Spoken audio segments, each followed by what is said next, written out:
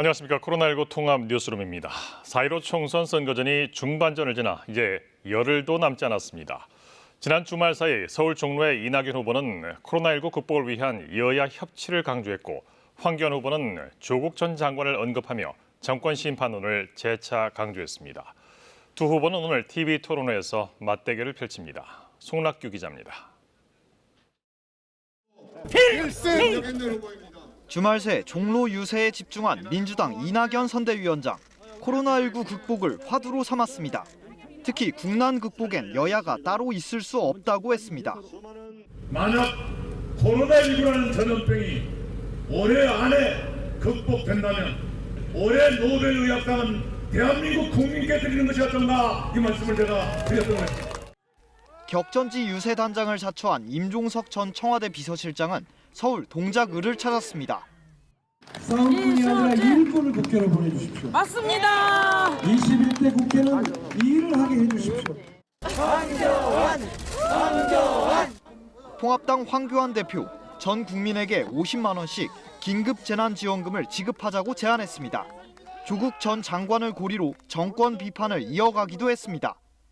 민주당에서 비례정당을 만들고 있죠.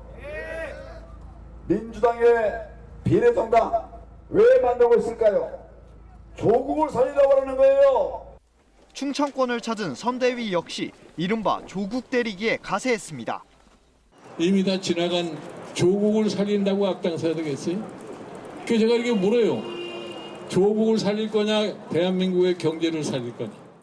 이낙연, 황교안 두 후보가 오늘 종로 선관위가 주최하는 TV 토론회에서 맞붙는 가운데 민주당 선대위는 부산에서, 통합당 선대위는 서울에서 유세를 이어갑니다. 오늘 수도권 유세에 나서는 민생당은 코로나19 극복에 여야가 힘을 모아야 한다고 강조했습니다. 정의당은 국회가 N번방 사건을 조속히 해결해야 한다고 촉구했고 국토 대종주 6일 차인 국민의당 안철수 대표는 말보다 행동하겠다고 밝혔습니다. KBS 뉴스 송락규입니다. 국내 코로나19 확진자는 81명 늘어 모두 1,237명입니다. 신규 확진자 가운데 절반 가까이는 해외에서 유입된 사례입니다. 서울 아산병원과 경기 의정부 성모병원 관련 확진자도 더 늘었습니다. 취재 기자 연결해서 자세한 소식 알아봅니다. 이승재 기자, 먼저 확진자 현황부터 전해주시죠. 네, 어제 0시 기준 코로나19 확진자는 그제보다 81명 늘어 모두 1,237명입니다. 확진자 가운데 사망자는 6명 늘어 모두 183명입니다. 신규 확진자 중 해외 유입 관련은 40명, 지역에서 발생은 41명입니다. 누적 확진자 중 해외에서 유입된 것으로 확인된 사람은 741명으로 이 가운데 내국인이 92%입니다. 확진자 가운데 63%는 완치 판정을 받고 격리 해제됐습니다. 전국적으로 82.6%는 집단 발생과 연관성이 있는 것으로 나타났습니다. 국내 코로나19 평균 치명률은 1.79%로 80대 이상 확진자의 치명률이 19.7%였습니다. 확진자 가운데 50명이 위중한 상태이고 31명은 중증 상태로 치료를 받고 있습니다. 네, 경기 의정부 성모병원 관련 확진자도 계속 확인되고 있죠. 네, 그렇습니다. 의정부 성모병원에선 의료진 등 확진자 5명이 더 나와 확진자는 최소 40명으로 늘었습니다. 이 병원에 입원했다가 퇴원한 80대 환자가 확진됐고 30대 의사도 확진 판정을 받았습니다. 의정부 성모병원 응급실에 들렀다가 서울 아산병원에 입원해 있던 중 확진된 9살 어린이와 같은 병동을 썼던 하나의 40대 어머니도 감염됐습니다. 이처럼 대형 병원에서 집단 감염이 잇따르자 정부가 비대면 진료를 확대하고 외국인 출입 관리를 강화하기로 했습니다. 코로나19에 감염된 의료인은 그제 0시 기준 241명으로 전체 확진자의 2.4%로 나타났습니다. 이 가운데 66명은 확진 전이었던 환자를 진료하다가 32명은 의료기관 집단 발생으로 3명은 선별 진료 중 감염된 것으로 추정됩니다. 101명은 지역사회 감염, 기타 39명입니다. 자가 격리 수칙 위반에 대한 처벌도 대폭 강화됐는데 실제 수사도 진행 중이라고요. 네, 맞습니다. 지금까지 코로나19 관련 자가격리 수칙을 위반한 사람은 137명입니다. 하루 평균 6.4명꼴인데요. 이 가운데 63명에 대해선 경찰이 수사 중입니다. 또 앞으로 경찰과 지자체가 합동으로 자가격리 대상자에 대해 불시 점검에 나섭니다. 무단 이탈자에 대해선 고발과 함께 방역 비용 등에 대한 손해배상을 청구하고 긴급 재난지원금 등 생활지원금 지급 대상에서도 제외합니다. 자가격리 지침을 위반하거나 검역 과정에서 거짓 신고서를 제출할 경우 1년 이하의 징역 또는 1,000만 원 이하의 벌금이 부과됩니다. 지금까지 사회부에서 KBS 뉴스 이승재입니다. 해외 유입 관련 확진자가 크게 늘면서 강력한 입국자 검역이 시행되고 있는데요. 방역당국은 입국 시 해열제를 복용하는 등의 방법으로 의심 증상을 숨기고 거짓 신고할 경우 엄중 처벌하겠다고 밝혔습니다. 자가격리자 관리와 위반 시 처벌 수위도 대폭 강화됐습니다. 이승종 기자입니다. 부산의 18살 유학생은 지난달 미국에서 비행기를 타고 인천공항으로 입국했습니다. 발열 등 의심 증상이 있었지만 공항을 모두 통과했고 26일에야 확진 판정을 받았습니다.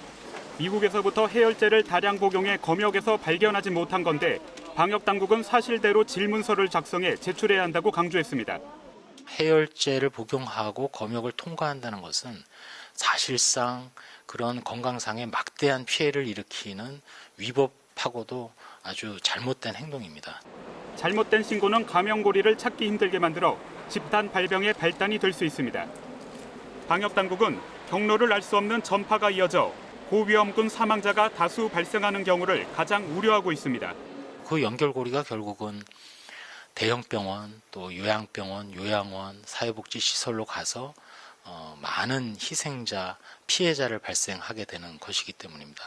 검역조사 때 거짓 서류를 내거나 방해할 경우에는 1년 이하 징역 또는 1,000만 원 이하의 벌금에 처해질 수 있습니다. 자가격리자 관리와 처벌도 대폭 강화합니다.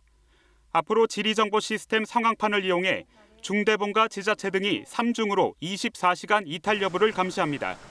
스마트폰만 격리 장소에 두고 몰래 이탈하는 경우를 막기 위해 불시 점검을 전국으로 확대합니다.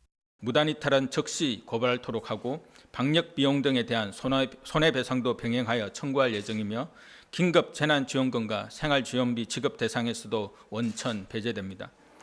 자가격리 수칙 위반 시 처벌도 강화돼 기존 300만 원 이하 벌금에서 1년 이하 징역이나 1,000만 원 이하 벌금까지 처해질 수 있습니다. KBS 뉴스 이승종입니다.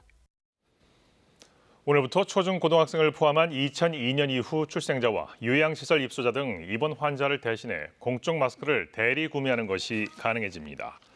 식품의약품안전처는 학업 등으로 약국 방문이 어려운 점을 감안해 대리 구매 대상자를 기존 2010년 이후 출생자에서 2002년 이후로 확대했습니다. 또 요양병원 입원 환자, 장기 요양급여 수급자 가운데 요양시설 입소자, 일반 병원 입원 환자도 추가됐습니다. 대리 구매를 위해서는 신분증과 주민등록 등본, 입원 확인서 등이 필요하며 451만여 명이 추가로 대리 구매가 가능해집니다.